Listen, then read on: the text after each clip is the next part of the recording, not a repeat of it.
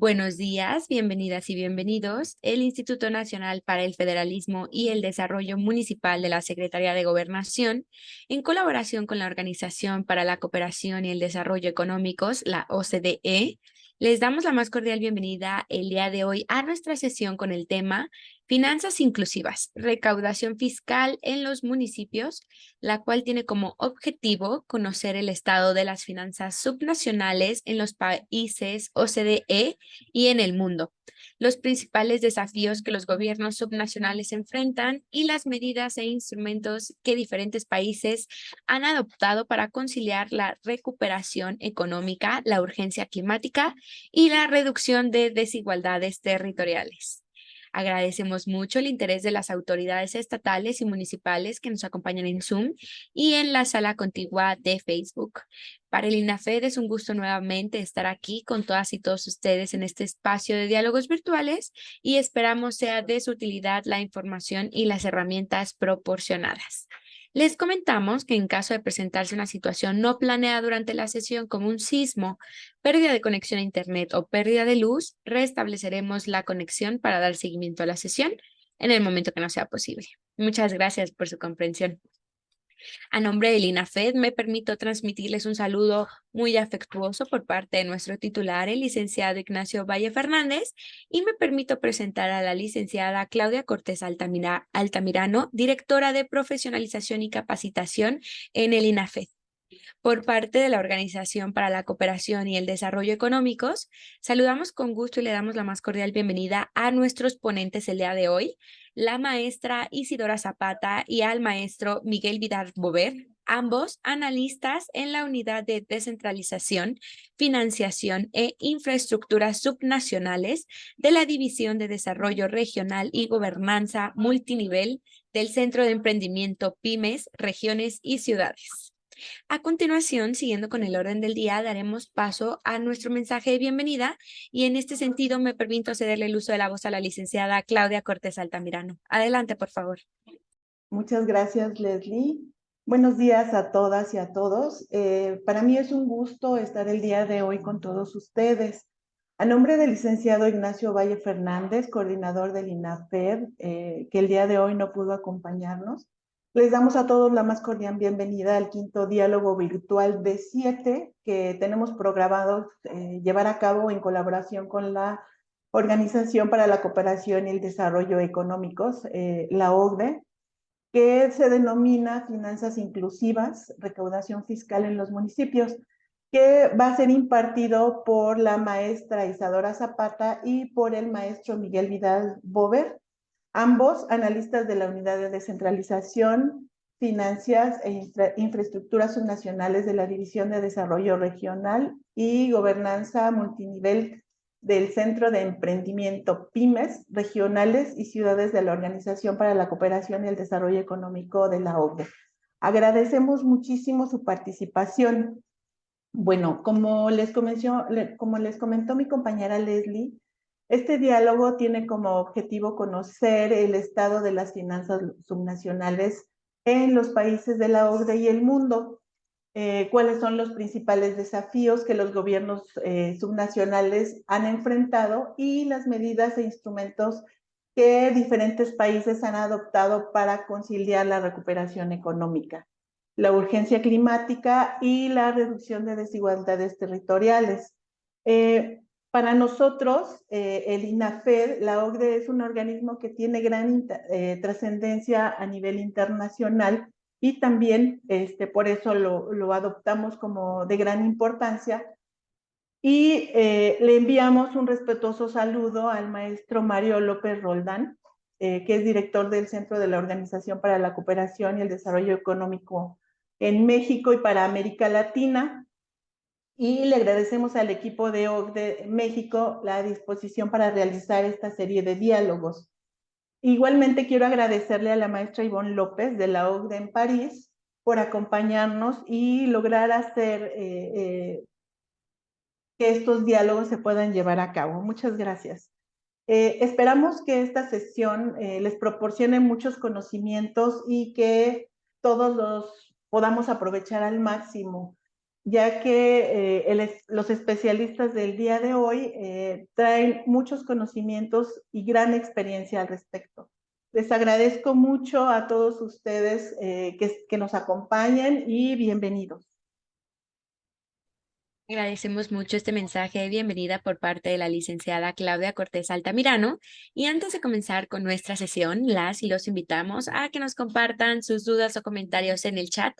Y una vez finalizada la presentación, con muchísimo gusto daremos lectura y seguimiento. Sin más por el momento, me permito cederle la palabra a la maestra Isidora y al maestro Miguel para comenzar con su ponencia. Adelante, por favor. Muchas gracias, Leslie. Ahí creo que pueden ver mi presentación. Perfecto. Muy buenos días a todos los que están en México. Muchísimas gracias, Leslie. Muchísimas gracias, Claudia, por la invitación a estos diálogos. Para nosotros es un honor y estamos muy contentos de participar en estos diálogos porque, bueno, como ustedes saben, bueno, como les voy a presentar, hoy día nosotros trabajamos de manera muy cercana con representantes de gobiernos locales, por lo que para nosotros es muy importante tanto compartir lo que nosotros hacemos, pero también escuchar sus preguntas y los comentarios que todos ustedes puedan tener con respecto al trabajo que nosotros realizamos. Y bueno, presentar en español siempre es un agrado, y sobre todo en un país de América Latina donde está mi corazón muy cerca. Entonces, no me quiero tardar mucho en introducciones. Ahí, a ver, quiero... Hoy, bueno, como bien introdujo Leslie y Claudia, la presentación de hoy día la vamos a hacer entre dos personas, yo, Isidora Zapata, y mi compañero Miquel Vidal Bover, que trabajamos en la misma unidad. Nuestra presentación de hoy se divide en las 4 partes que pueden ver en pantalla. En primer lugar, les voy a presentar el trabajo que hacemos en la OCDE sobre finanzas nacionales. Luego me voy a focalizar en compartir con ustedes un poco el contexto general de las finanzas nacionales en los países de la OCDE, pero también con un lente un poquito más grande y focalizándonos en una mayor cantidad de países, como van a ver a continuación. Luego voy a presentar también brevemente algunos estándares y algunas recomendaciones más bien genéricas que nosotros hemos dado, que nos con las finanzas subnacionales, y finalmente nos vamos a focalizar en algunos ejemplos de reformas recientes o de buenas prácticas que han implementado los países. Entonces, para comenzar, la verdad es que quisiera, yo no sé si es que esto, yo sé que ustedes han escuchado anteriormente de otras personas de la OCDE, pero la OCDE es un monstruo, entre comillas, muy grande, y entonces creo que es como importante dar un pequeño contexto de dónde estamos y quiénes somos, para que ustedes entiendan bien de dónde vienen un poco los mensajes que nosotros vamos a transmitir hoy día.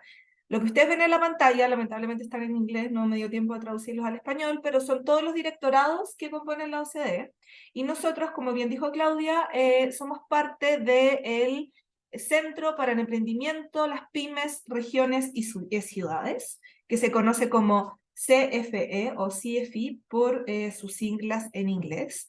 Este centro fue creado el año 2017 y es un poco, tiene como vocación, por decirlo de alguna manera, de agrupar todo el trabajo que tiene que ver con gobiernos subnacionales dentro de la OCDE. Nosotros somos parte de la División de Desarrollo Regional y de Gobernanza Multinivel, que es la primera que pueden ver ahí a mano izquierda, y trabajamos principalmente con lo que llamamos el Comité de Políticas de Desarrollo Regional, que es ahí donde se sientan los representantes de los 38 países de la OCDE, y a este Comité de Políticas de Desarrollo Regional se asocian 3 grupos de trabajo: uno sobre políticas urbanas, otro sobre políticas rurales y uno sobre indicadores territoriales. Y también tenemos asociado a este comité un grupo de expertos sobre gobernanza multinivel, que de hecho lo creamos hace pocos años, es el grupo como de trabajo más nuevo que hay dentro de este comité de políticas de desarrollo regional, y en el que hablamos con mucho más en detalle sobre descentralización, gobernanza multinivel e inversión pública subnacional. Les quería dar también una breve mirada sobre los temas en los que nosotros trabajamos en esta unidad. Bueno, nosotros somos, como les comentaba, parte de la División de Desarrollo Regional y Gobernanza Multinivel, y en particular en la unidad de Descentralización, Finanzas Subnacionales e Infraestructura.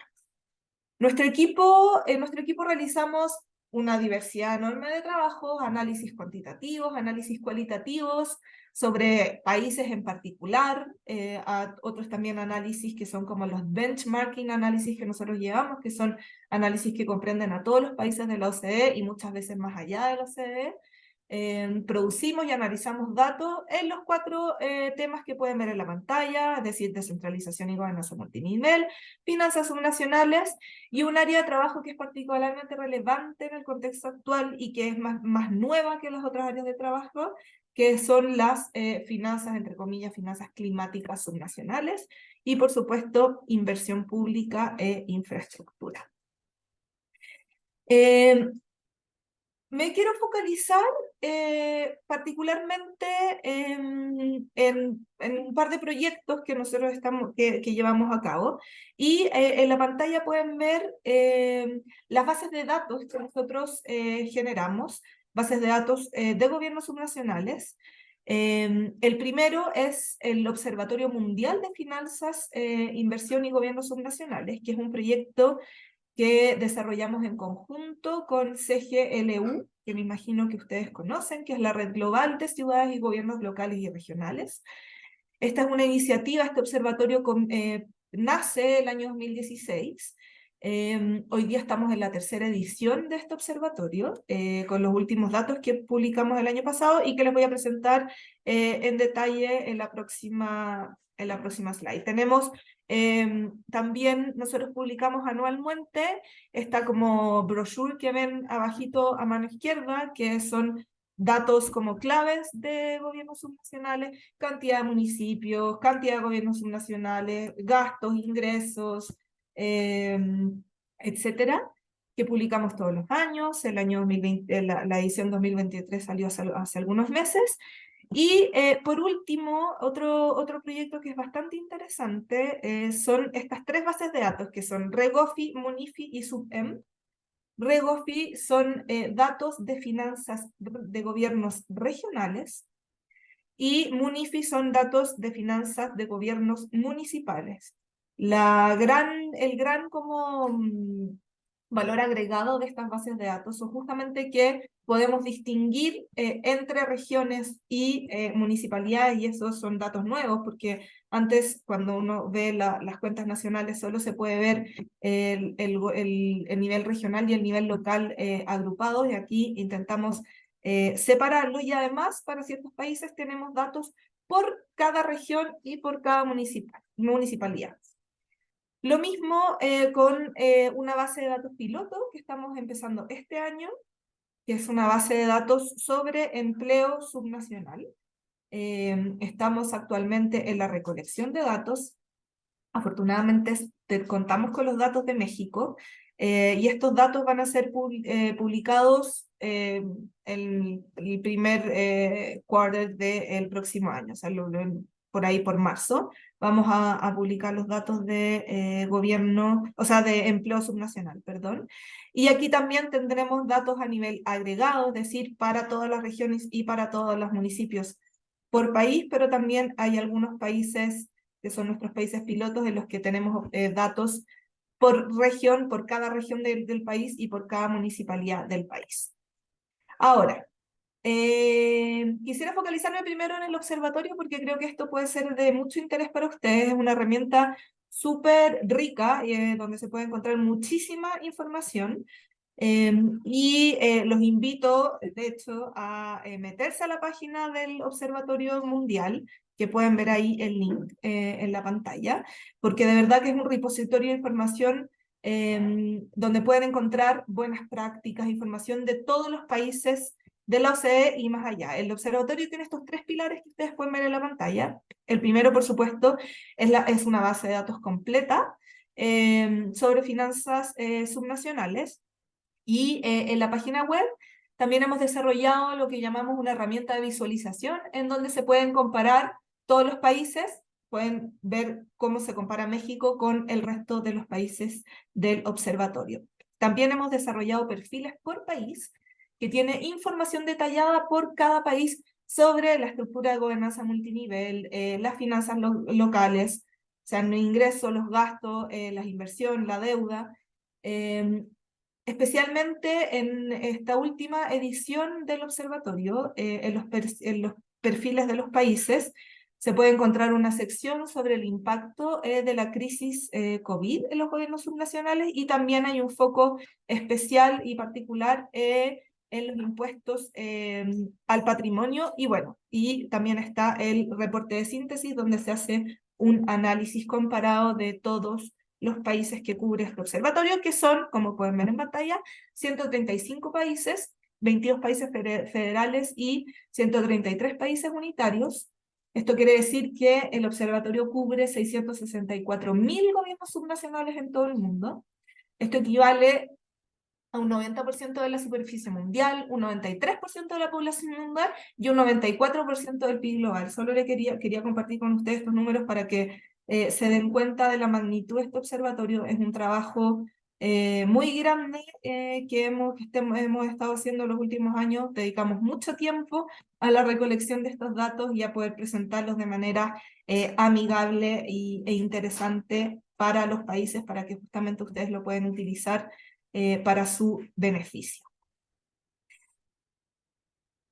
También quisiera hablarles brevemente sobre el trabajo que hemos desarrollado estos últimos años sobre financiamiento climático y presupuesto verde a nivel subnacional, porque esto es obviamente sumamente relevante en el contexto actual de cambio o de urgencia climática más bien. Este trabajo comienza el año 2018 con un proyecto que hemos llamado Financiando el Futuro Climático, que busca responder cómo pueden los gobiernos subnacionales alinear los flujos financieros con la transición hacia ciudades que sean bajas en carbono, resilientes e inclusivas. Luego, este proyecto continúa con un proyecto que financió, de hecho, la Comisión Europea para la medición y la mejora del financiamiento de los gobiernos subnacionales para el medio ambiente y la acción climática en los países de la OCDE y la Unión Europea. Y es así como nace lo que nosotros hemos llamado el Hub de Financiamiento Climático Subnacional. ¿Y qué es este Hub? El Hub es, en pocas palabras, una especie de ventanilla única para explorar el trabajo que hace la OCDE sobre financiamiento climático subnacional y que agrupa, de hecho, todo el trabajo que realizamos en este tema en la página web, que también pueden ver en pantalla y que los invito a explorar en detalles. Ahora, ¿por qué hemos hecho este hub? Bueno, porque los gobiernos subnacionales, como ustedes saben, desempeñan un papel clave, un papel muy importante en la transición hacia la neutralidad de carbono, porque los gobiernos subnacionales tienen responsabilidades que directa o indirectamente inciden en el cambio o la urgencia climática. Es importante aquí recordar, por ejemplo, que el Acuerdo de París estipula que es necesario situar los flujos financieros en un nivel que sea compatible con una trayectoria que conduzca a un desarrollo resiliente al clima y con bajas emisiones de gases de efecto invernadero. Y eso es textual lo que dice el Acuerdo de París en su artículo 2.1. Sin embargo, aun cuando sabemos la importancia que cumplen los gobiernos subnacionales en esto, no sabemos con datos, no tenemos datos concretos, o no teníamos datos concretos más bien, para entender, de hecho, la magnitud de las decisiones que los gobiernos nacionales toman a diario para enfrentar el cambio o la urgencia climática. Es por esto que este hub tiene 3 objetivos especiales, que el primero sería medir mejor cuánto gastan e invierten los gobiernos subnacionales en acción climática, entender mejor cómo se financia la acción climática subnacional, es decir, identificar mejor las diferentes fuentes de ingreso que pueden ayudar a satisfacer las necesidades de la transición verde, y ver finalmente cómo se pueden movilizar diferentes fuentes públicas y privadas de financiamiento para estos objetivos. Y para esto, este hub tiene 3 pilares. El primero es una base de datos, nuevamente, que permite darle seguimiento al gasto climático, o lo que llamamos nosotros que son como gastos e inversiones significativas para el clima. Luego también es importante entender cómo se financian estas iniciativas y para eso construimos el segundo pilar, que es un compendio en línea de instrumentos financieros de apoyo a la acción climática subnacional. Y finalmente, el tercer pilar se focaliza en los presupuestos verdes a nivel subnacional, que, digámoslo, hay que admitirlo, que no es una práctica que sea muy común o muy repandida en los gobiernos subnacionales, pero que está empezando a ganar terreno. Y entonces para este tercer pilar hemos desarrollado una guía de presupuesto verde que les voy a presentar muy brevemente al final de la presentación. Hay 2 casos de estudio y también elaboramos una herramienta de autoevaluación para que los gobiernos subnacionales entiendan mejor dónde están con respecto a este tema y cómo pueden mejorar. Y una vez más los invito también a mirar en detalle este trabajo. Ahora, como les adelantaba, en esta segunda parte de la presentación quisiera, ahora con todo esto, ya saben un poco todo el trabajo que nosotros hacemos con datos y ahora es importante ver entonces qué nos dicen estos datos. Y es por esto que ahora les voy a compartir con ustedes una especie de mirada general de las finanzas subnacionales en los países de la OCDE y en el mundo. Entonces, partimos por los gastos, el nivel de gasto. ¿Y qué nos dice este gráfico? El gráfico nos muestra que los grados de descentralización varían significativamente en los países de la OCDE cuando miramos el gasto tanto como porcentaje del gasto público total, que es lo que ven en su eje, en el eje vertical, y cuando lo vemos como porcentaje del PIB, que es lo que vemos en el eje horizontal. Aquí yo destaqué en el gráfico en rojo, bueno, el promedio de los 38 países de la OCDE, el promedio de los países federales, que es el que pueden, no sé si ven mi mouse, pero está ahí, y podemos ver México, cuyos datos están por debajo de, el promedio de los países federales. De hecho, podríamos decir, entre comillas, que México, cuando miramos el nivel del gasto público, subnacional es uno de los países federales, entre comillas, más centralizados que existen dentro de la OCDE.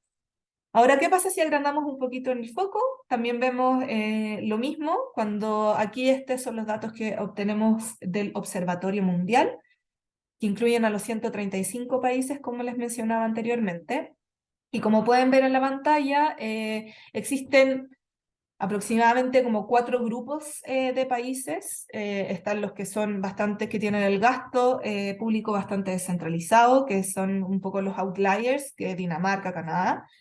Tenemos otro grupo que son mayoritariamente países federales, cuyo gasto está bastante descentralizado, y después se concentran más bien los países unitarios, pero también México está en este tercer grupo de países con gasto subnacional medio. Como lo pueden ver ahí, está en rojo destacado. Ahora, les quise mostrar esto también porque me parece que es sumamente interesante hacer un análisis por regiones del mundo. Y aquí podemos ver que el gasto subnacional en América Latina es menor que el promedio mundial. Los gobiernos subnacionales en América Latina representan en promedio casi un 18% del gasto público total y un poquito más del 6% del PIB. Eso es menos que el promedio mundial. El promedio mundial es casi 22% del gasto público y un poquito más de 8% del PIB. Pero también eso sitúa a América Latina en una situación un poquito más descentralizada que los países del Medio Oriente y de África. Ahora, ¿qué pasa si miramos más en detalle a México? En México vemos que la mayor parte del gasto está asociado al pago de empleados públicos, lo que podemos ver ahí en el gráfico, que en inglés se dice Compensation of Employees, sobre todo a nivel estatal. Y en cuanto a inversión directa, vemos que la torta se reparte un poquito más equitativamente entre los estados y los municipios. Estos son gráficos que pueden ver en el perfil de México del Observatorio Mundial. Ahora, como les decía, que hemos desarrollado esta base de datos del gasto climático. ¿Qué nos dicen los datos que colectamos? Bueno, paréntesis, México lamentablemente no está en esta base de datos, pero igual quería compartir con ustedes porque creemos que es súper interesante ver lo que dice acá. En resumen, en el año 2019 los gobiernos subnacionales fueron responsables de un 63% de los gastos climáticos y de un 69% de las inversiones climáticas, en promedio en los 33 países de la OCDE. Me voy a pasar directamente ahora a la inversión pública subnacional, que vemos que también varía significativamente en los países del OCDE. Vemos países en que la inversión pública está sumamente descentralizada, como es el caso de Canadá, con casi un 95% de la inversión pública que se realiza a nivel subnacional. El país más centralizado cuando miramos esto es Chile, que no alcanza el 12% del gasto total, de la inversión total realizada a nivel subnacional. Y México aquí se sitúa un poco por sobre el promedio de la OCDE con casi un 68% de la inversión pública total realizada a nivel subnacional. Ahora, una vez más, si expandimos un poquito el foco y nos miramos a a los 135 países del observatorio, vemos que los gobiernos subnacionales son responsables de un 40% de la inversión pública total. Y México, una vez más, está por aquí un poco con un grupo de países en que la inversión pública nacional no es tan elevada como en otros casos de países federales. Perdón por ir tan rápido, les estoy mostrando un montón de números, pero creo que es interesante tener esta visión global, y después, por supuesto, me pueden hacer cualquier tipo de pregunta con respecto a estos datos, cualquier duda que tengan. Pero no quiero tampoco monopolizar muchísimo la palabra porque después va a presentar mi compañero Miquel. Aquí en pantalla pueden ver la inversión subnacional como porcentaje de inversión pública por grupos de ingreso y por regiones del mundo, es decir, agrupamos los países por alto nivel de ingresos, países con alto nivel de ingresos, países con medio nivel de ingresos, países con bajo nivel de ingresos, y lo mismo por regiones. Y vemos obviamente que existe que cuando miramos a nivel de regiones del mundo, la inversión que se realiza a nivel subnacional también varía muchísimo. En Asia-Pacífico y América Latina, los gobiernos subnacionales en general invierten bastante, no así en otras regiones como África o Asia. Este gráfico ya se los mostré, está repetido, será la inversión climática. Y ahora, ¿qué pasa cuando miramos la descentralización de los ingresos? Podemos ver un poco la misma evidencia que observábamos cuando mirábamos el gasto. Existen países, en general países federales, cuyos ingresos están bastante descentralizados, otros cuyos ingresos están más centralizados. México, una vez más, se encuentra ahí un poco al medio de los muy descentralizados y los muy centralizados. Y esto también sucede cuando miramos los ingresos fiscales. Los ingresos fiscales subnacionales, de hecho, varían un poquito más que cuando miramos los ingresos totales. Vemos países en que el ingreso fiscal es bastante descentralizado, Canadá, Alemania, Dinamarca, etc. Y países en que el ingreso fiscal subnacional está muy centralizado, como es el caso de México. Ahora, Este es un gráfico que nos muestra las diferentes fuentes de ingreso para todos los países del observatorio, los 135 países, y obviamente no se ve muy claro porque es mucha información, pero ahí abajito pueden ver el caso de México, que cuando lo comparamos con otros países podemos ver que las transferencias y los subsidios representan una mayor parte de los ingresos subnacionales que en otros países, no sé, por ejemplo Argentina, que está acá arriba, en que los gobiernos subnacionales se financian fundamentalmente con ingresos fiscales. En promedio, lo que podemos decir y lo que podemos observar es que las transferencias las transferencias del nivel central a los niveles subnacionales representan más de la mitad de los ingresos de los gobiernos subnacionales en promedio, y esto está seguido por los impuestos y los cargos y las tarifas a usuarios. En los países federales, obviamente, por su estructura, la participación de las transferencias y subsidios en los ingresos es menor que cuando miramos a los países unitarios. No es ese el caso de México.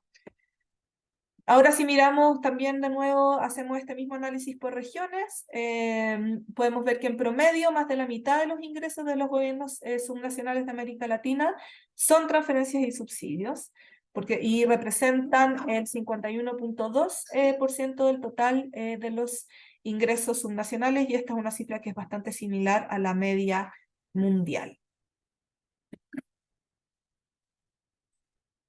Este es también un foco en la región de América Latina.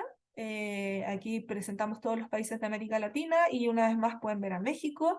Y aquí se hace más evidente que en el otro gráfico que las transferencias intergubernamentales representan una gran parte de los ingresos subnacionales, y esto es particularmente cierto para el caso mexicano, donde estas transferencias son mayores al 92% del ingreso total de los gobiernos subnacionales. Ahora, si nos focalizamos en los ingresos fiscales, vemos que estos representan el 31.5% de los ingresos de los gastos subnacionales en el mundo. Y aquí déjenme compartir con ustedes algunas observaciones que son bastante interesantes. Primero, es importante mencionar que los ingresos fiscales de los gobiernos subnacionales representan menos del 1% del PIB en 56 países, mientras que hay otros 15 países en que esto supera el 8%. Es decir, nuevamente vemos realidades muy disímiles en la OCDE y en el mundo. Aquí también quisiera recalcar que los ingresos fiscales subnacionales, tanto los que son compartidos como son los que son de origen propio, suelen ser limitados y muchas veces su utilización es insuficiente, y hacemos un análisis bastante completo de esto en el reporte de síntesis del observatorio.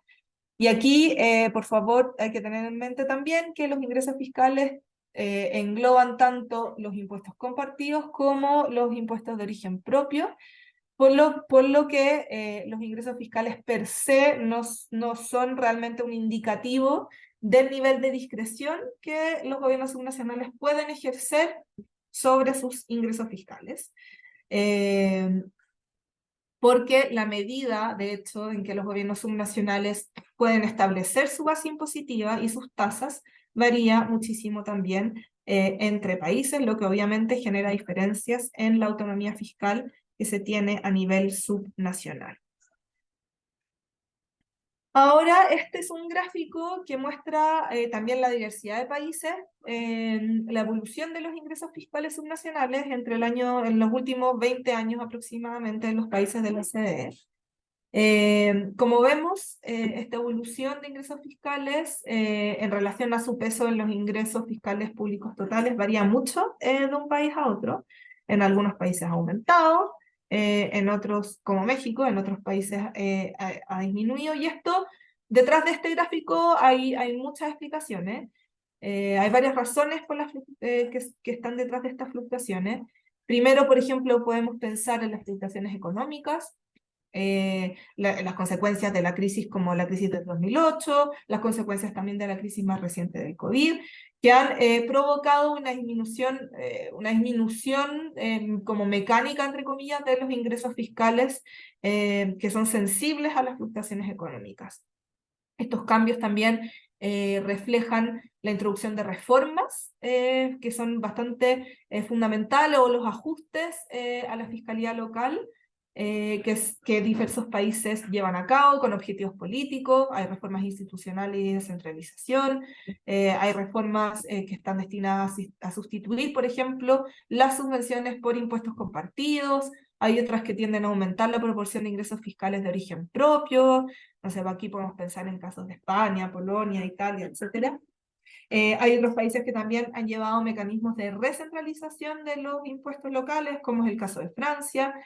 Hay otras reformas que también responden a objetivos económicos de mejora o de optimización de los sistemas fiscales, y vamos a dar un poquito más de detalle de estos al final de nuestra presentación.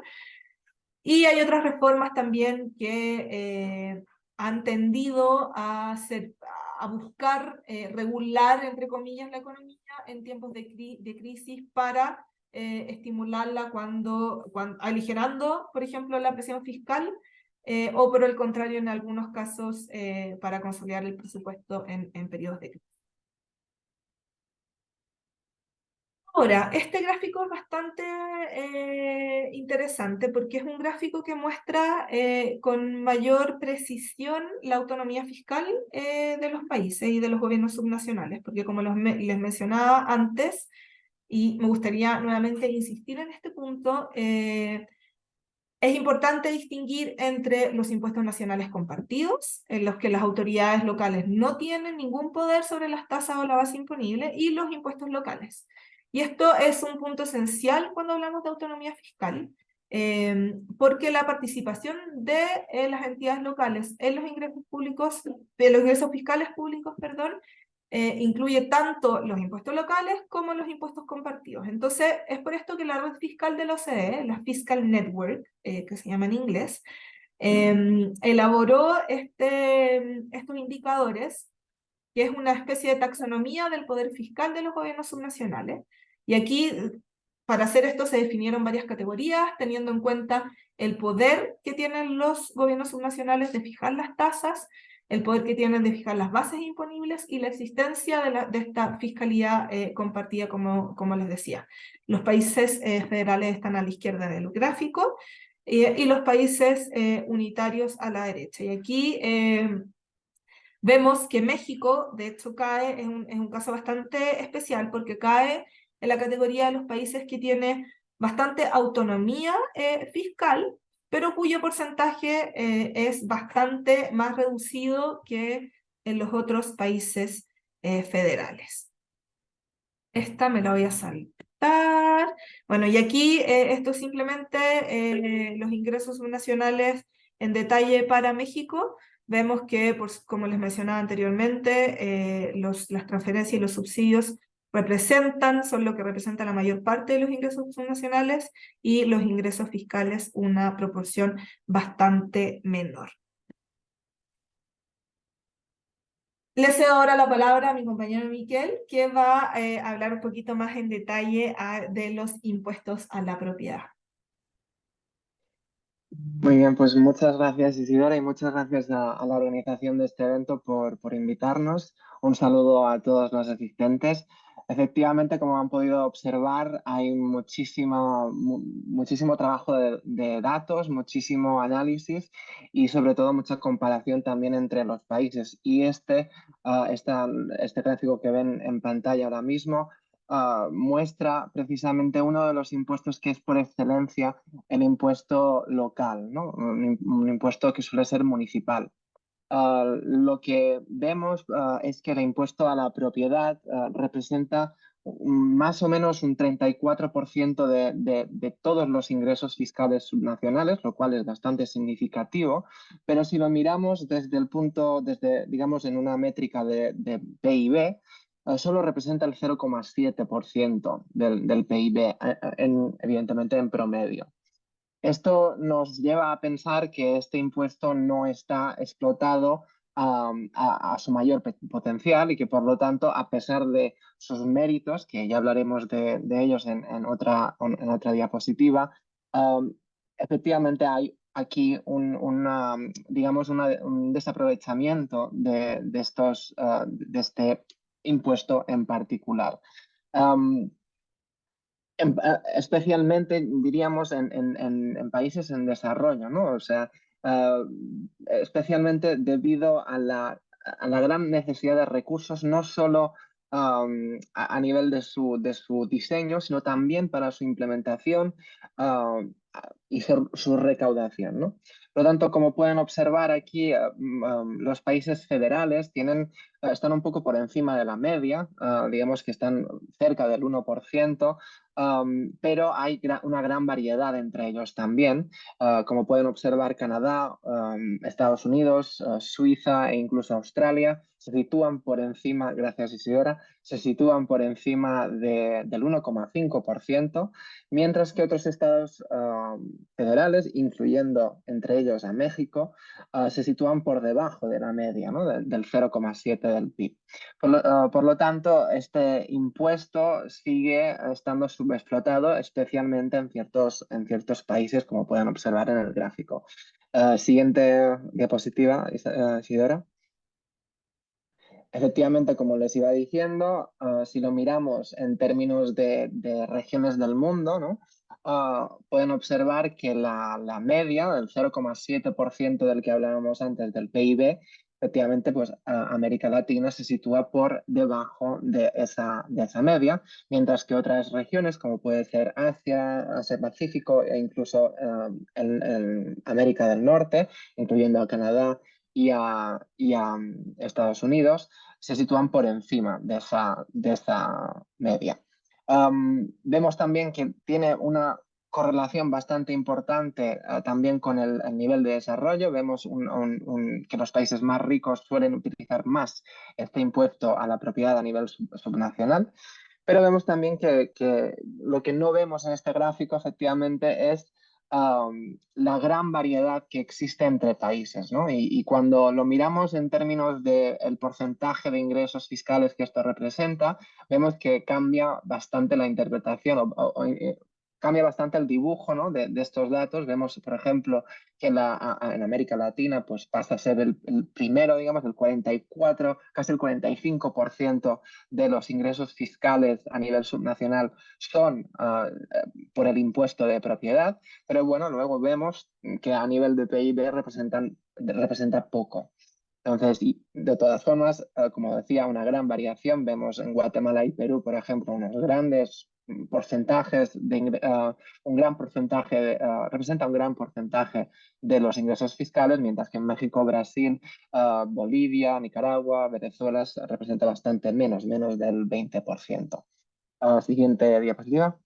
¿Y qué implicaciones tiene, ¿no? O sea, cuando un gobierno subnacional no tiene digamos, no tienen suficientes recursos para dar cumplimiento a las responsabilidades que se le han asignado, ¿cuál es el efecto, ¿no? de todo esto? Hablábamos, de hecho, antes sobre el caso de México, ¿no? El 92% de sus recursos subnacionales vienen por parte de transferencias, ¿no? O sea, ¿qué implicación puede tener este diseño fiscal, ¿no?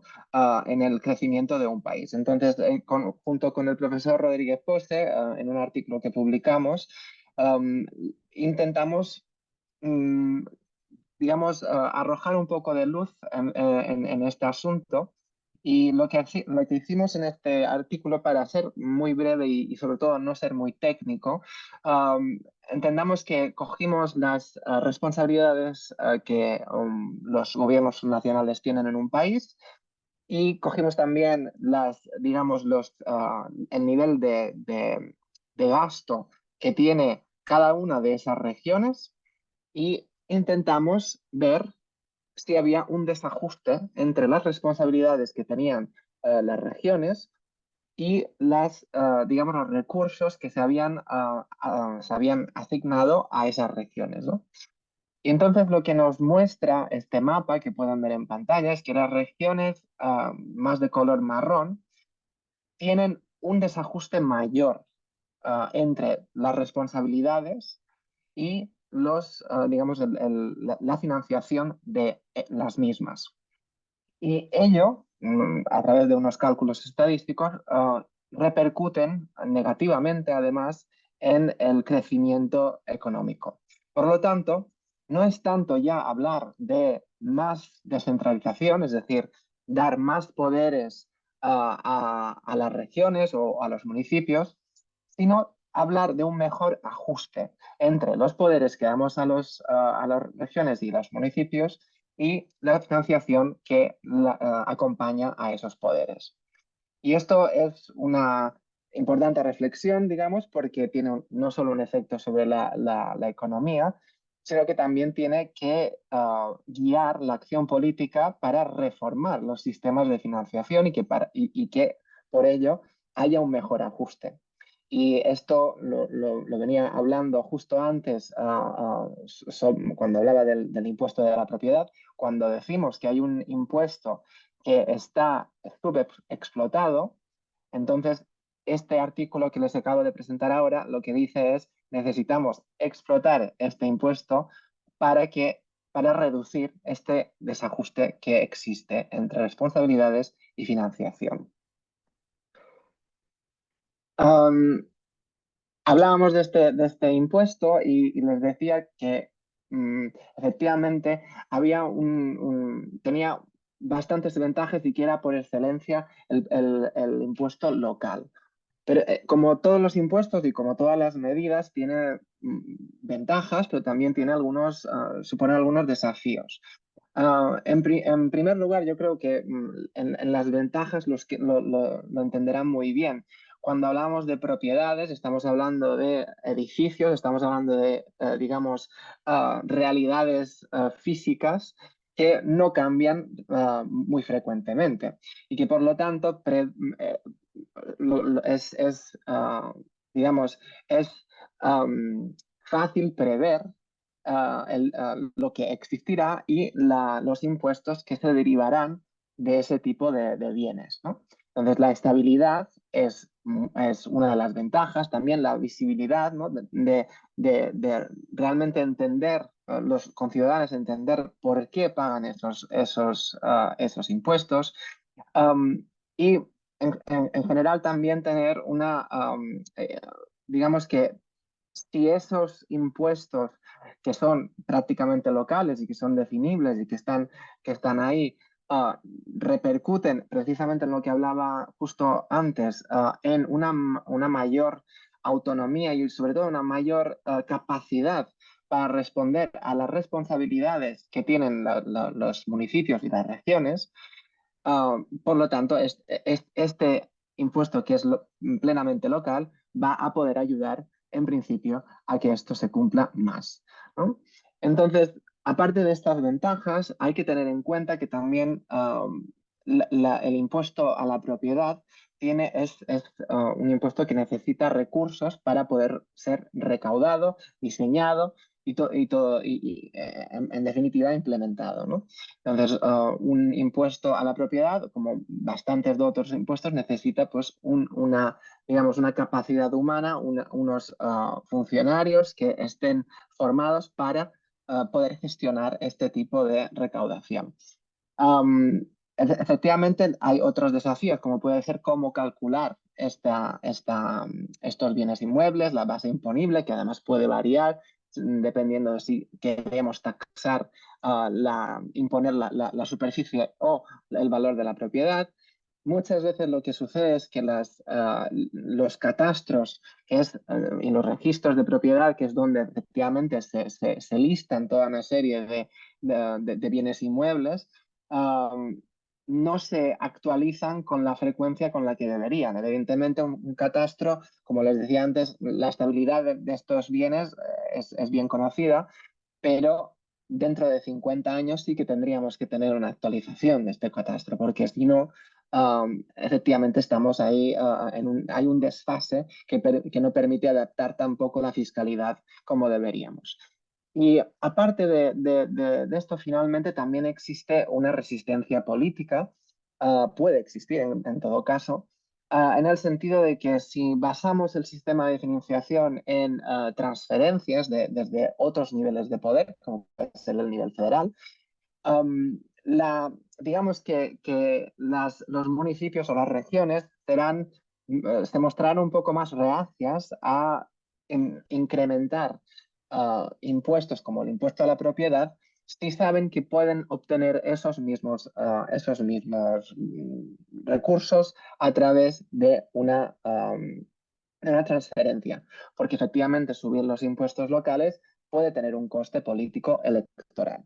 Por lo tanto, al final tienen muchas ventajas, como he ido describiendo, pero también hay algunos desafíos y resolverlos dependerá sobre todo de conocer la realidad local y regional que varía entre países de la OCDE.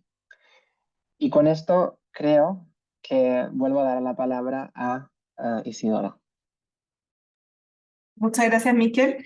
Bueno, ahora teniendo un poquito ya esta mirada general sobre las finanzas subnacionales, queríamos compartir con ustedes lo que nosotros en la OCDE llamamos estándares o principios. Nosotros en la OCDE desarrollamos, esa es como un poco nuestro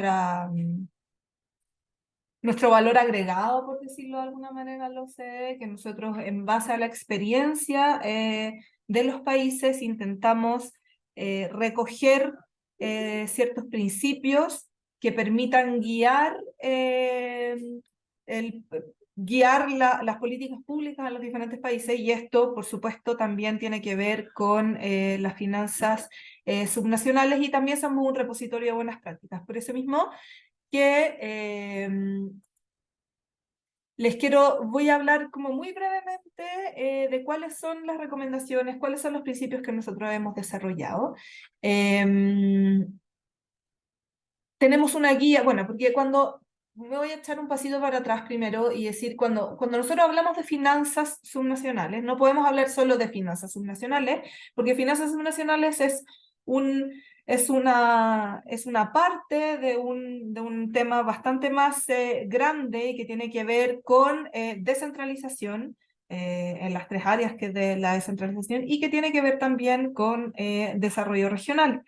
Por lo mismo, les voy a presentar aquí brevemente los instrumentos que hemos desarrollado en estos temas y que todos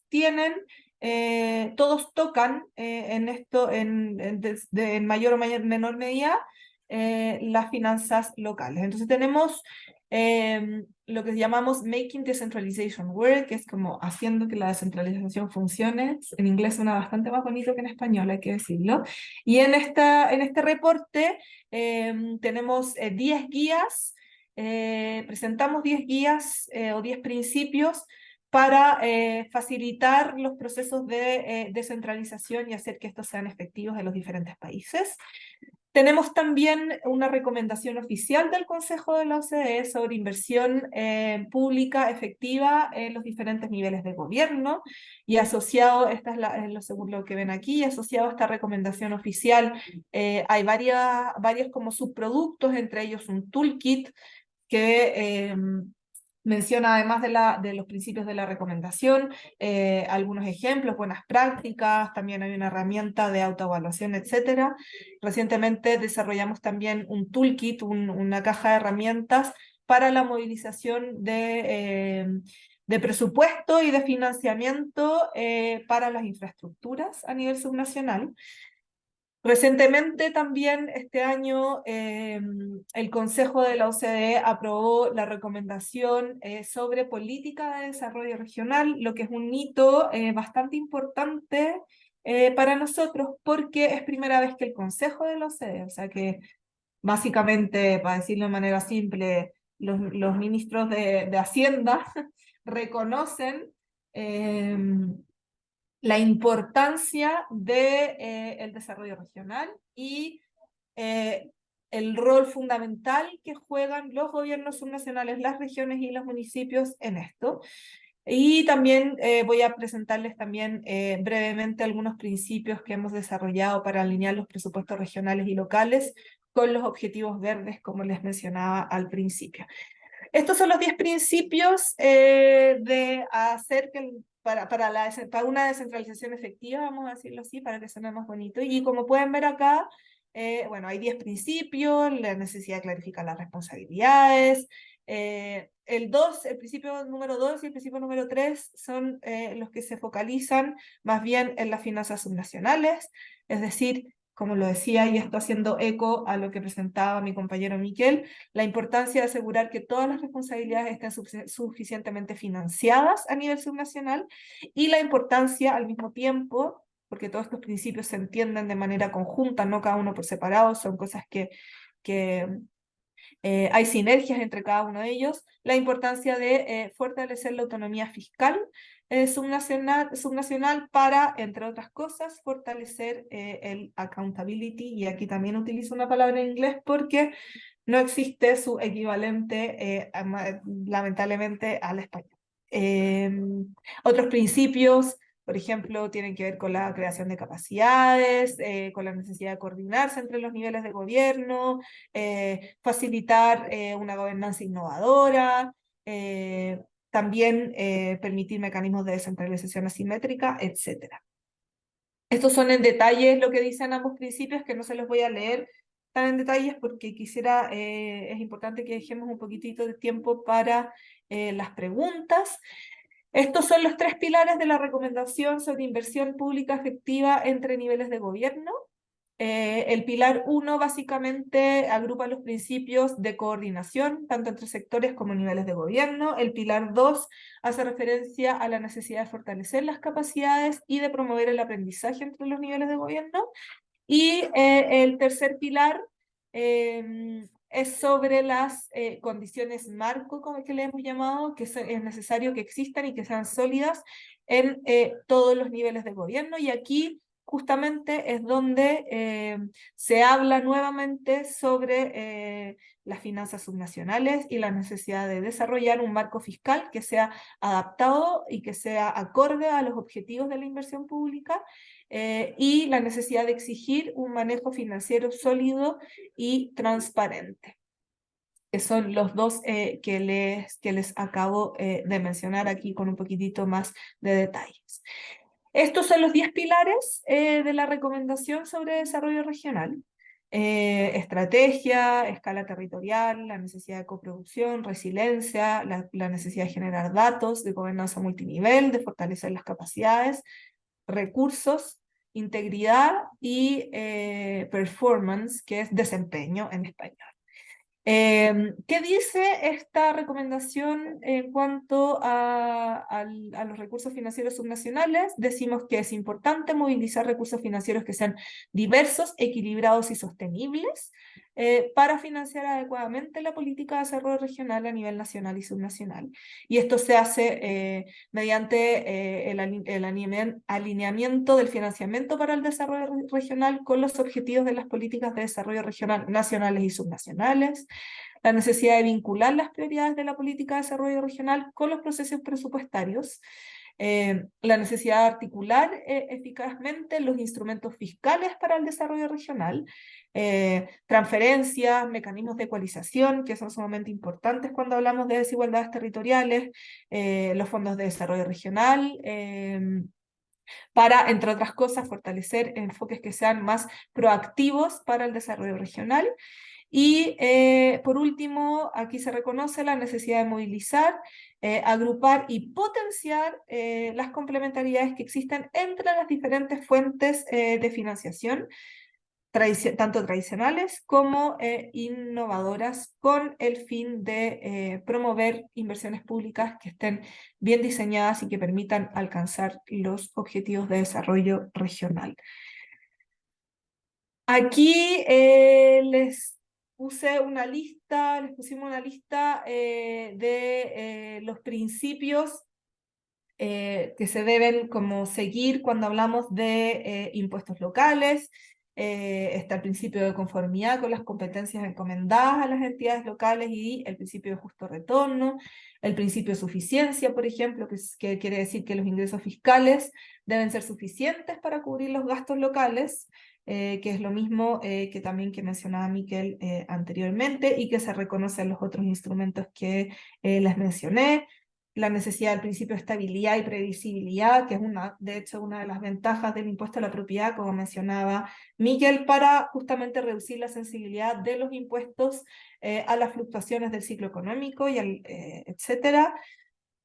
Tenemos también, por ejemplo, el principio de uniformidad, que quiere decir que la base imponible debe repartirse de forma relativamente uniforme entre las administraciones para minimizar las disparidades fiscales. Está el principio de localización y neutralidad.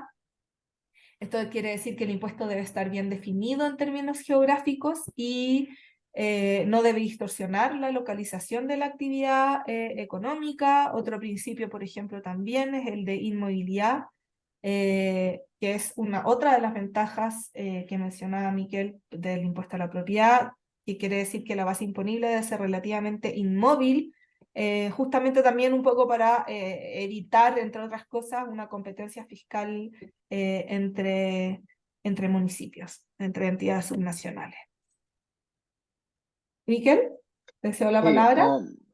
efectivamente también hablábamos de los impuestos a la propiedad, hemos visto sus ventajas, sus desafíos, pero en la OCDE también hemos analizado algunos principios clave relativos a este impuesto que, como decíamos, era el impuesto local por excelencia, ¿no?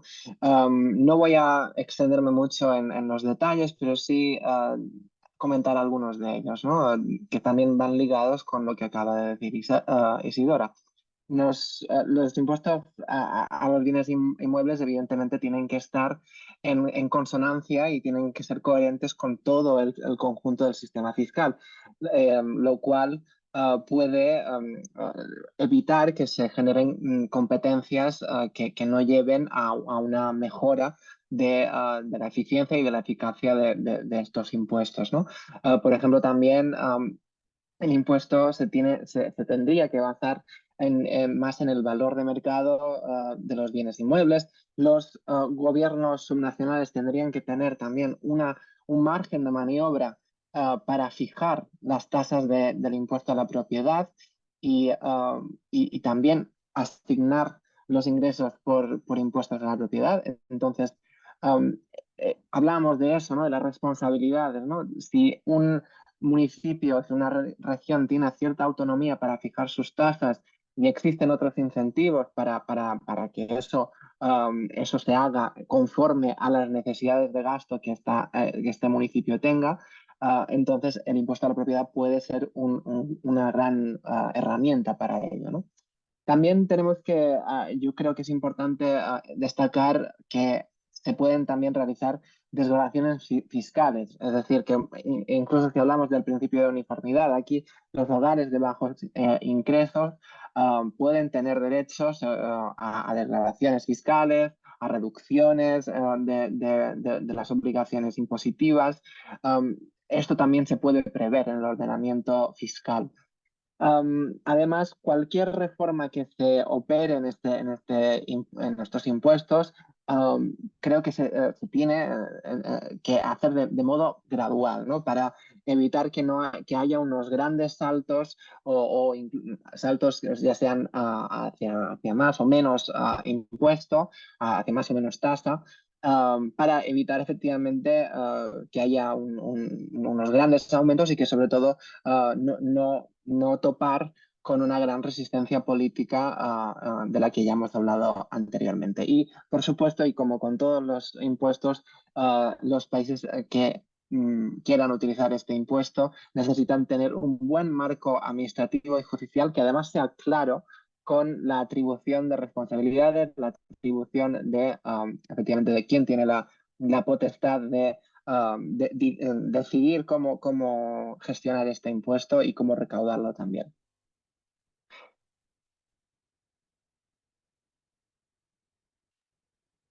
Y aquí, solo muy brevemente, estos son las 6 directrices del presupuesto verde, que tampoco me voy a alargar en los detalles, porque además ustedes pueden acceder directamente a ellos, pero hemos elaborado algunos principios un poco para guiar, sobre todo a los municipios, justamente a moverse en la dirección de elaborar presupuestos verdes, y para esto el primer punto es la necesidad de realizar un diagnóstico de cuáles son los desafíos medioambientales y climáticos locales, esto es una especie de prerequisito antes de poner en marcha cualquier práctica de presupuesto verde.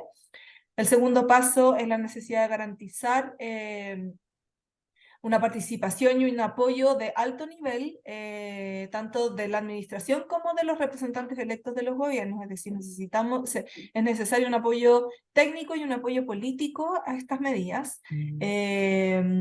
También es necesario que esto se base en datos, en una base científica sólida, como hemos llamado, y compartida, para facilitar la confianza que la ciudadanía pone en estos procesos.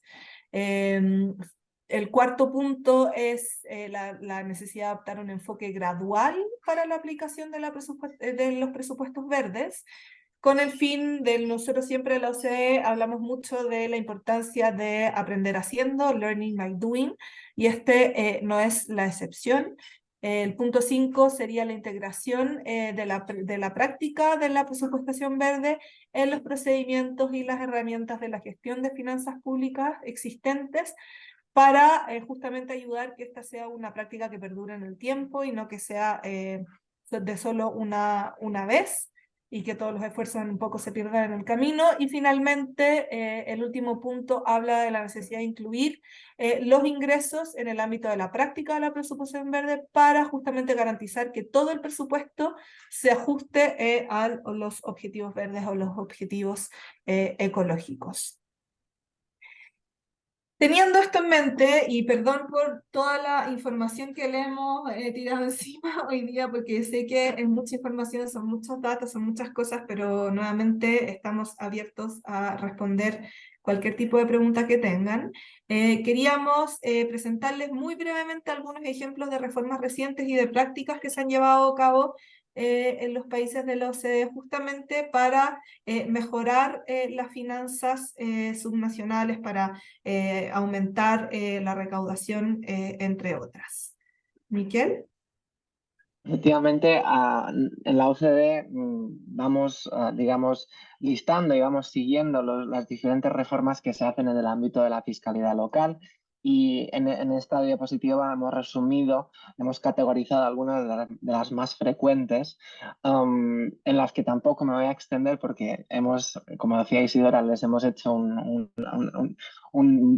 repaso de todo lo que hacemos en nuestro trabajo, o sea que no me voy a extender, pero es verdad que las reformas recientes, especialmente en Europa, son básicamente 6 tipos de reformas, que pueden ser desde la introducción de nuevos impuestos hasta la eliminación de los mismos. Lo hemos visto, por ejemplo, en Grecia, en el que un impuesto se introduce para reemplazar otros dos que se han quedado anticuados.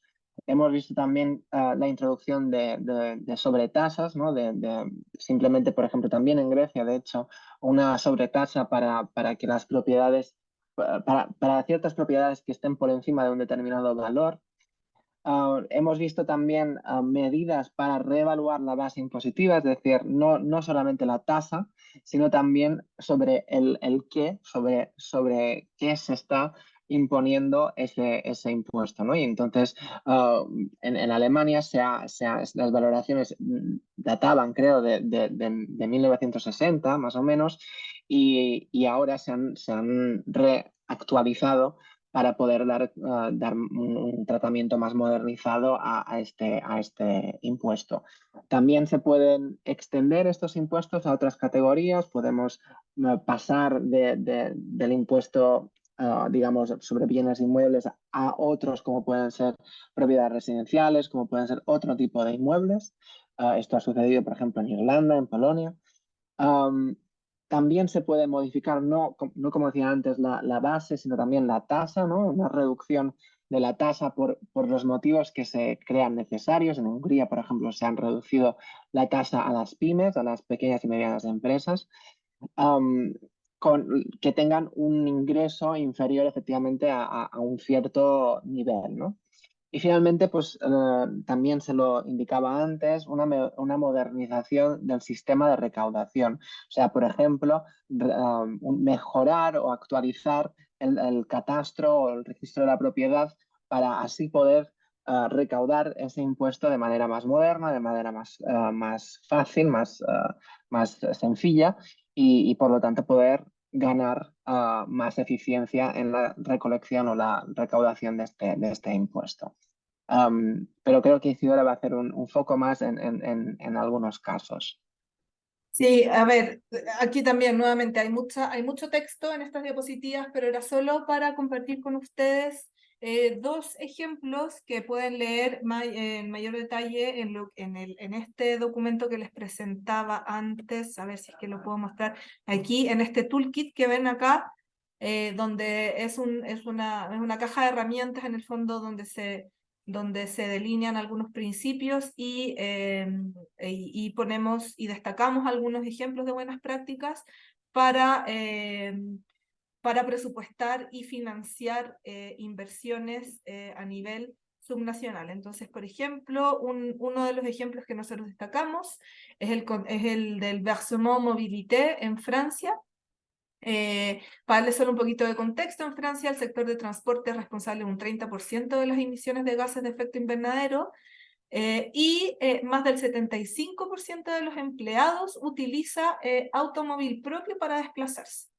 Entonces, en este contexto, introducir políticas y medidas para limitar la dependencia del coche, del automóvil y reducir las emisiones del sector transporte es sumamente importante. Y es por eso que hace unos años atrás Francia adoptó lo que se llama en español la Ley de Orientación de la Movilidad, la Loi d'Orientation de Mobilité, para justamente intentar reducir la dependencia a los automóviles privados y promover alternativas eficientes de movilidad.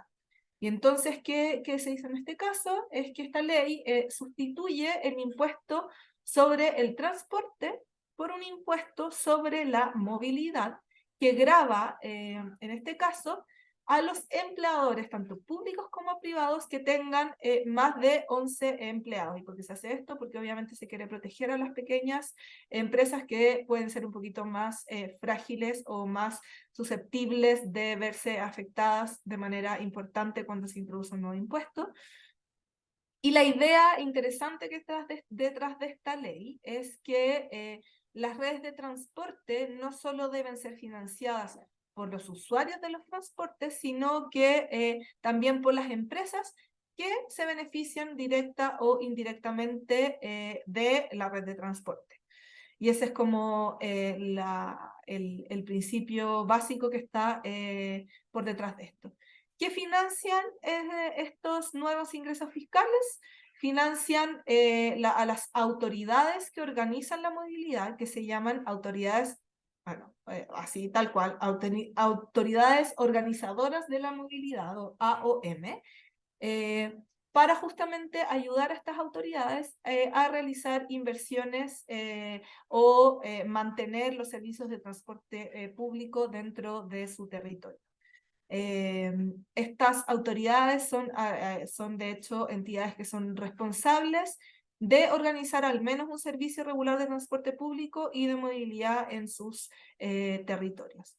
En cuanto al impacto que ha tenido esta ley, podemos ver bueno, la primera ciudad en adoptar este sistema fue la región metropolitana de París, para justamente financiar la infraestructura de transporte público, y como fue bastante exitoso esto en París, posteriormente se extendió este impuesto de manera gradual a otros municipios del país más pequeños.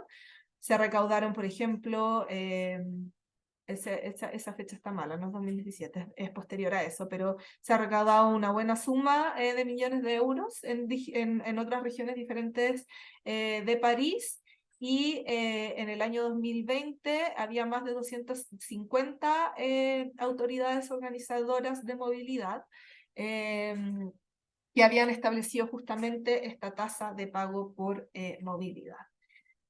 Y el otro ejemplo que quería compartir con ustedes, pero aquí también voy a tratar de ser más breve aún, es la congestión de tráfico, es el problema del tráfico en Bogotá, que es uno de los problemas fundamentales de esta ciudad, que también podemos ver en algunas ciudades de México, como en la Ciudad de México, por ejemplo. Antiguamente Bogotá tenía un programa que se llamaba Pico y Placa, que es básicamente en un programa de restricción vehicular de no circula, y las autoridades estaban bastante preocupadas porque este sistema no necesariamente había tenido un impacto ni en la calidad del aire ni en la reducción del uso de automóviles. Entonces en el año 2020 la ciudad transformó este programa pasando de este como sistema de racionamiento a un sistema de tarificación vial, en la que se introdujo la opción de pagar por la eliminación de la restricción a la circulación. Y esto pasó a llamarse Pico y Placa Solidario. Es un nombre que yo encuentro bastante interesante, vamos a decir, de nuestros amigos colombianos. Y básicamente ahora con este nuevo programa, los propietarios de los vehículos pueden comprar exenciones de restricciones diarias, mensuales o incluso anuales. Es decir, se pagan lo que sería equivalente a una tasa de circulación. O alternativamente los propietarios de los automóviles pueden registrar su automóvil en una plataforma online de uso compartido, lo que esto también permite saltarse la restricción vehicular o el no circula cuando hay más de 3 personas dentro de un mismo automóvil. ¿Qué ha sucedido con este programa? Según el Global Traffic Scorecard, las horas que se perdían en tráfico en la ciudad de Bogotá disminuyeron en un 51% en comparación con la situación pre-COVID, o sea, antes de la existencia de este programa, y se ha estimado también que este programa ha reducido en casi 200.000 los desplazamientos semanales. Eso es para darle una idea de algunos ejemplos de buenas prácticas, y con esto nos detenemos. Les agradecemos muchísimo su atención. Ha sido una presentación bastante larga, pero queríamos compartir toda esta información relevante con ustedes, así que ahora Leslie y Claudia, me imagino que pasamos a la ronda de preguntas, si es que hay. Así es, agradecemos mucho la exposición sumamente interesante por parte de la maestra Isidora Zapata y el maestro Miquel Vidal, ambos analistas en la unidad de descentralización, financiación e infraestructuras subnacionales de la División de Desarrollo Regional y Gobernanza Multinivel del Centro del Emprendimiento, Pymes, Regiones y Ciudades de la OCDE. A continuación, como lo comentó maestra, vamos a dar espacio a este intercambio de dudas y comentarios por parte de nuestros participantes. Y antes de cederle el uso de la voz a varios compañeros míos, me voy a permitir leer una pregunta por parte de nuestra participante Stephanie, que nos pregunta: ¿qué tiene que hacer un estado o municipio para que la OCDE haga una revisión alrededor de la rendición de cuentas, recolección y ejecución de impuestos, etcétera? Adelante, maestra, maestro.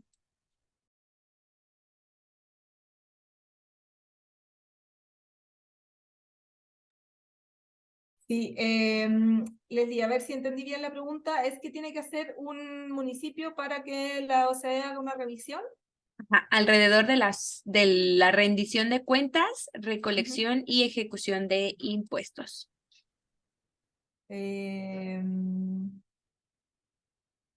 Es una pregunta, esta pregunta hay una respuesta fácil y una respuesta muy compleja al mismo tiempo.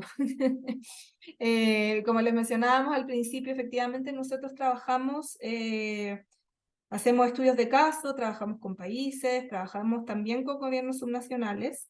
¿Y qué se tiene que hacer para que nosotros podamos hacer eso? Es contactar a la gente contactarnos a nosotros manifestar el interés. El tema es que, bueno, todas estas revisiones que son como particulares para cada estado, para cada municipio, tienen un costo asociado que tiene que ser financiado por el presupuesto estatal, el presupuesto local muchas veces sucede que hay estados o hay municipios que encuentran financiamiento externo justamente para solicitar el servicio a la OCDE y hacer que la OCDE pueda hacer un análisis muchísimo más detallado sobre el estado de los temas que planteó la persona que preguntó esto, rendición de cuentas, ejecución, etcétera. Y en esos casos, la ventaja de hacer este tipo de estudio es que bueno, nosotros hoy día les hablamos y les presentamos un poco las recomendaciones genéricas que nosotros proveemos y hay que tener en cuenta que cuando nosotros presentamos estas recomendaciones genéricas, estamos presentando recomendaciones para los 38 países de la OCDE, que como vieron a través de los datos son países que son muy diversos y que las realidades son muy distintas. Por lo tanto, no podemos dar recomendaciones sumamente específicas, porque se tienen que adaptar a las diferentes realidades de países federales, de países unitarios muy descentralizados, otros más centralizados, de países federales muy descentralizados, otros más centralizados, etc. Entonces, por eso es que son como principios y son guías más bien genéricas, y la ventaja justamente de hacer estudios particulares es que nosotros proveemos con recomendaciones y acciones concretas, mucho más específicas y acordes al contexto y a la realidad del estado o el municipio que lo solicite. Muchas gracias, maestra Isidora. A continuación, le voy a ceder el uso de la voz a la licenciada Claudia Cortés, que creo que también tiene una pregunta. Adelante, por favor. Muchas gracias, Leslie. Muchas gracias, Isadora y Miguel, por esta exposición tan interesante para todos los municipios de México. En relación con toda la información que nos acaban de compartir, debido a la importancia que tiene la distribución de los impuestos, me gustaría saber cuál sería una buena distribución de la captación de impuestos. Y bueno, también me gustaría hacerles otra pregunta. Y esta va en el sentido al surgimiento de nuevas actividades laborales, como son, sí, respecto a las actividades laborales, ¿no? Por ejemplo, ¿se tiene alguna medición de los impuestos sobre las plataformas digitales como son ahorita Didi y Uber? Esas serían mis dos preguntas. Gracias.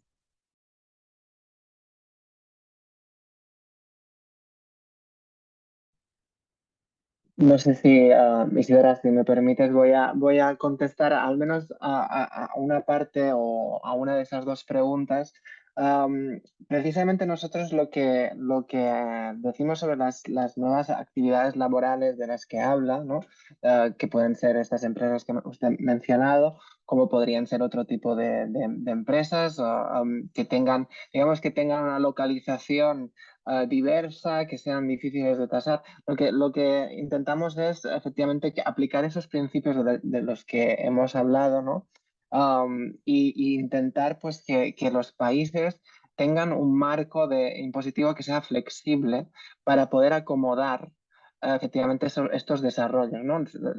Vivimos en una época en la que la economía y muchas otras partes de nuestras sociedades están en un permanente estado de cambio acelerado, ¿no? Entonces, los marcos, tanto del marco fiscal como el marco de gobernanza, tiene que ir acorde con eso, con una flexibilidad que permita tasar a eso. Evidentemente, cuando hablamos de estas plataformas, también no solo tiene un impacto local, un impacto subnacional y no solo se puede regular desde ese ángulo, sino que también puede haber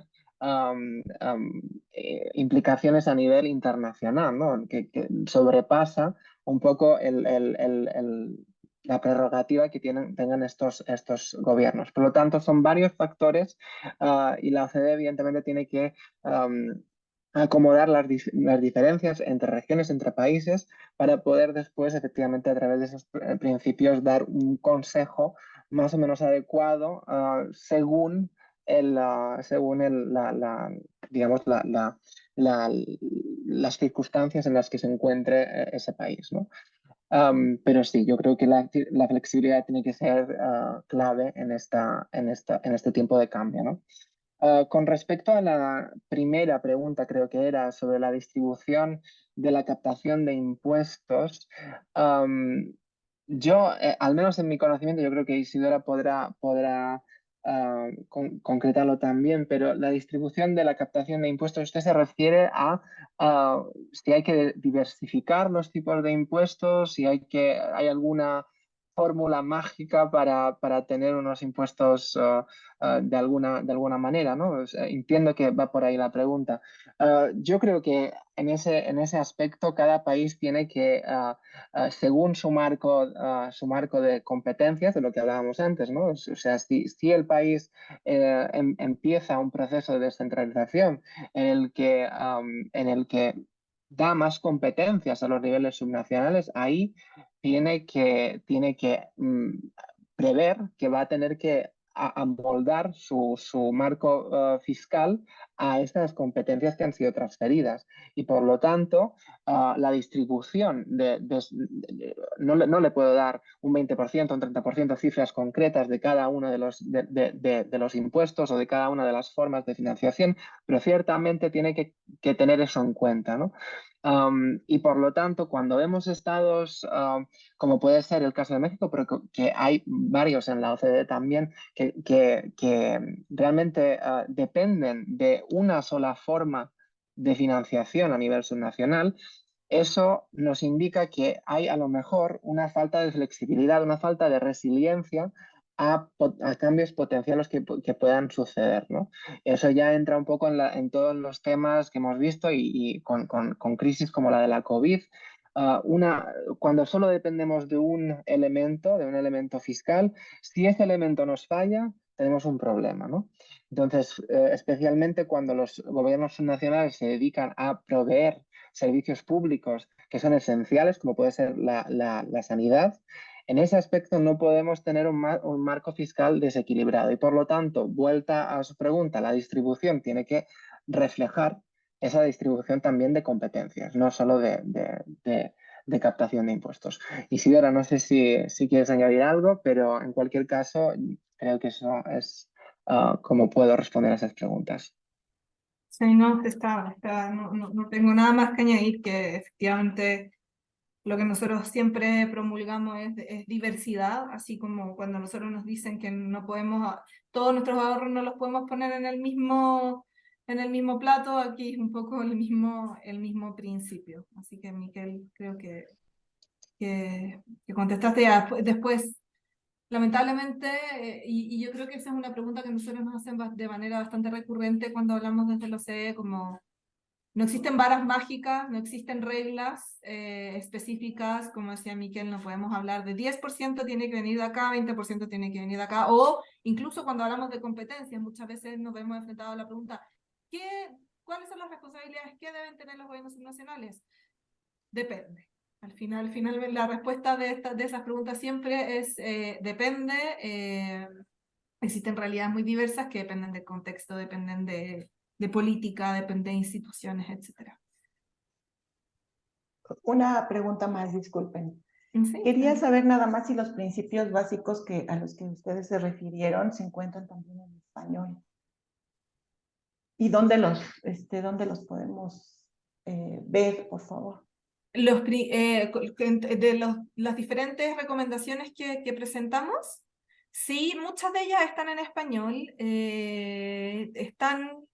les voy a compartir los sitios web, pero bueno, con el nombre que están ahí de las presentaciones lo pueden encontrar muy fácilmente. La recomendación de desarrollo regional está disponible en español y esa recomendación, como fue adoptada muy recientemente, estamos en el proceso de preparación del toolkit que llamamos, justamente para crear un repositorio de buenas prácticas de esa recomendación. La recomendación de inversión pública también está en español. Presupuesto verde también tenemos un highlights, un reporte resumido en español. el WOFI, bueno, el Observatorio Mundial, ahí también hay un repositorio de buenas prácticas. No sé si los perfiles por países están disponibles en español, creo que no, pero al menos hay un reporte de síntesis que sí está disponible en español, que lo hizo mi querido compañero Miquel. ¿Qué otra también para los principios sobre descentralización, también hay un resumen ejecutivo en español? Sí, hay muchas fuentes ahora que lo pienso, hay muchos de los insumos que les presentamos que están disponibles. Muchas gracias a ambos por estas respuestas tan puntuales y a continuación me permito cederle el uso de la voz al maestro Ignacio Bonilla López, quien también nos va a brindar unos comentarios. Adelante, por favor. Muchas gracias. Buenas tardes, tengan todas las personas que están hoy con nosotros, a nuestros ponentes, muy buena tarde. Pues bueno, lo que se ha revisado el día de hoy, yo creo que es muy interesante porque coinciden muchos aspectos con esa realidad en México. Efectivamente, en donde hay pues diversas fuentes, en el caso de los gobiernos municipales en México hay diversas fuentes recaudatorias, pero lo que se observa en términos generales es que muchas de estas no se aprovechan bien, sobre todo en lo que tiene que ver con los impuestos a la propiedad. Eso yo creo que es algo que pues en México también es muy evidente porque sí, efectivamente, cuando a pesar de que es una fuente, pues, de las más importantes proporcionalmente lo que representa en materia de ingresos, efectivamente no se ha logrado aprovechar bien. Entonces, ahí hay un área de oportunidad muy grande. También esta parte que se mencionaba respecto a la ampliación de potestades hacia los gobiernos subnacionales, que debe de ir acompañado también pues de los ingresos correspondientes para poder hacer frente a esas facultades. Pues bueno, en el caso de México es, digamos, relativamente reciente este cambio en cómo se ha ordenado nuestro sistema fiscal y cómo se han dado esas facultades. Más o menos el pacto fiscal que ahora está vigente en México, pues desde 1980 a la fecha, ¿no? Entonces ha sido un proceso paulatino de aprendizaje, sobre todo en la década de los 90, que se dio este proceso de descentralización de funciones, que muchas fueron a los gobiernos locales, ¿no? Estados y municipios. Y en ese sentido también a mí me cabe una pregunta, una duda que quisiera hacerles. Y es respecto a nuestro sistema fiscal, como les decía, pues este pacto fiscal pues surge en 1979, entra en función en vigor en 1980, a la fecha en donde lo que se ha hecho pues es establecer un sistema de transferencias a estados y municipios. Sin embargo, más o menos lo que ha sucedido es que estas transferencias han sido en detrimento de la recaudación local. Es decir, en cuanto a los incentivos que han tenido los gobiernos estatales y municipales para recaudar sus propios recursos, ¿no? En cada uno de los fondos que se establecen mediante estas transferencias, pues se establecen determinados criterios que tienen que ver con población, con territorio, con incentivos económicos, etcétera. Pero la pregunta va en el sentido, desde la OECD, que tienen esta perspectiva de todos los países miembros, lo que han hecho para poder tener pues un sistema fiscal equilibrado. Yo lo que preguntaría es, ¿cómo se podría hacer para poder conciliar este sistema de transferencias, en el caso de México, federales a estados y municipios, sin que esto represente, digamos, una pereza fiscal, falta de voluntad de recaudar ingresos propios, dado que saben que tienen estos recursos federales? O sea, ¿hay alguna fórmula, algún mecanismo que pudiera conciliar ambos elementos, es decir, tanto incentivar la recaudación propia de los estados y municipios como las transferencias federales? ¿Cómo ustedes lo ven? Muchas gracias. Bueno, me permito intervenir, señor Bonilla. Muchísimas gracias por esta pregunta y está usted poniendo el dedo en una de las cuestiones más importantes, yo creo, cuando uno diseña el marco fiscal. Am, lo constato un poco en mi artículo y también en los distintos casos que tenemos entre manos en la OCDE, porque este es una cuestión de incentivos, es una cuestión de efectivamente, si los gobiernos locales o los gobiernos regionales saben que van a poder ser salvados de alguna manera o que van a recibir de todas formas esa compensación, digamos, monetaria. Es verdad que tienen un menor incentivo en aumentar las tasas o mantenerlas o tienen un incentivo positivo a reducirlas, ¿no? Entonces, cómo construir un sistema de incentivos que no tenga esa consecuencia, ¿no?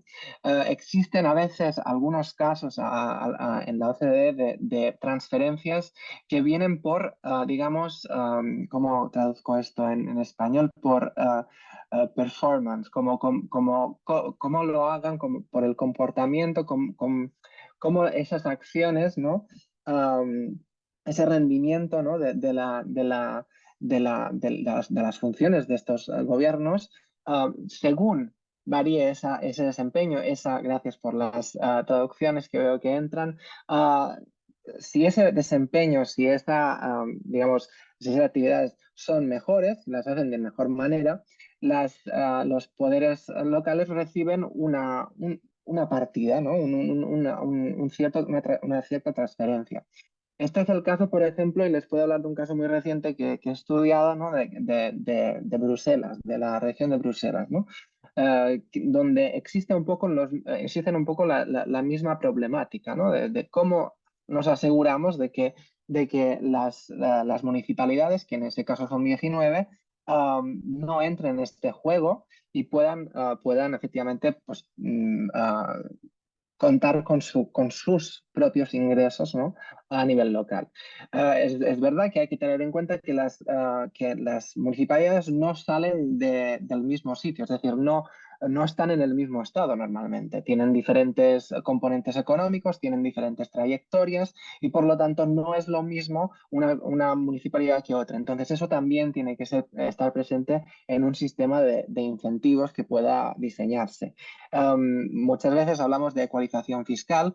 Normalmente entendemos por ello una ecualización fiscal vertical, ¿no? Desde un nivel mayor a un nivel menor, pero también se puede diseñar un sistema de ecualización fiscal horizontal en el que las municipalidades que más tienen, según una fórmula, aporten una cantidad mayor a un fondo que luego se redistribuye según municipalidades. Todo ello, hay que entender el sistema fiscal como un sistema, efectivamente. No solamente hay que entender que unas acciones van a tener consecuencias en otro tipo de impuestos o tipo de recaudación, ¿no? Entonces, todo ello es muy complejo. Le aseguro que si tuviéramos las respuestas para todas y cada uno de los países que tenemos, habríamos solucionado una gran parte de nuestro trabajo. O sea que entiendo esa pregunta y es muy interesante y creo que varía mucho de estado a estado, pero que en principio es un juego de incentivos que hay que torear de la manera más buena posible y efectivamente que sea flexible en el tiempo. Isidora, no sé si Y también. sí, no, solo para complementar otros mecanismos que también existen, por ejemplo, que se me vienen a la mente, pero también necesitaríamos muchas horas más para entrar en detalles, pero los mecanismos de cofinanciación, en que eso también puede ser un mecanismo de incentivos, digamos, en que haya una inversión en especial que se cofinancie con transferencias, pero también con ingresos provenientes de recursos propios, etcétera. O sea, hay diferentes herramientas que han implementado países justamente para conciliar lo que decía señor Bonilla, para conciliar municipalidades que sean activas en recaudar ingresos y al mismo tiempo proveer con recursos desde el nivel central a los niveles locales y hacer mecanismos también de ecualización vertical. Muchas gracias a ambos por esta respuesta tan puntual. Dado que estamos ya un poquito cortos de tiempo, vamos a dejar un poco pendientes el resto de las preguntas que nos quedaron y a continuación, para empezar a darle paso a nuestro cierre, me permito cederle el uso de la voz a la licenciada Ivonne López para que nos brinde un comentario. Adelante, Ivonne, por favor. No, pues solamente para agradecerles como hemos venido trabajando por su maravilloso empeño en que la convocatoria sea todo un éxito, que la participación sea activa. A mí no me queda duda del el esfuerzo que han hecho mis colegas. Acá son ya casi las 9 y yo los veo muy también contentos, ¿no? De participar y colaborar. Entonces, pues es la coincidencia y la unión de esfuerzos que nos lleva a tener pues estos diálogos tan provechosos, tan útiles, y pues no solo agradecerles a todos nuevamente por su interés, por su participación. Yo coloqué en el chat pues la invitación a que nos sigan en nuestras redes, etcétera, que es ahí donde colocamos. Preguntaban por ahí si va a haber algún tipo de conferencia o existen talleres. La OCDE no propiamente organiza cursos o seminarios, pero sí hay eventos alrededor del mundo que si bien no son necesariamente de abiertos al público, sí se publican resultados, sí se publican en los estudios los resultados de esas reuniones, pues para invitarlos a que accedan a ellos a través de esos medios, la biblioteca digital, que como cada diálogo, pues los invito a que consulten, ahí se encuentran los reportes, pueden consultar por idioma y pues bueno, reiterarnos a sus órdenes y agradecerles nuevamente a todos. Muchas gracias, Ivonne, por esta despedida por parte de ustedes. Adelante, maestra Isidora. No, solo quería agradecer, estaba justo contestando en el chat el tema de las capacidades, que me parece que también es fundamental y que es un tema que también tocamos en todos los principios que presentamos. Muchas gracias por la invitación, Ivonne, muchas gracias Leslie, muchas gracias Claudia, ha sido un gusto para nosotros compartir con ustedes y por supuesto que vamos a su disposición por cualquier otra pregunta que haya o cualquier seguimiento que se le quiera dar a esto. Muchas gracias, maestra Isidora. Y ahora sí, para dar paso a nuestro cierre, me permito ceder el uso de la voz a la licenciada Claudia Cortés para que despida esta sesión. Adelante, por favor. Muchas gracias, Leslie.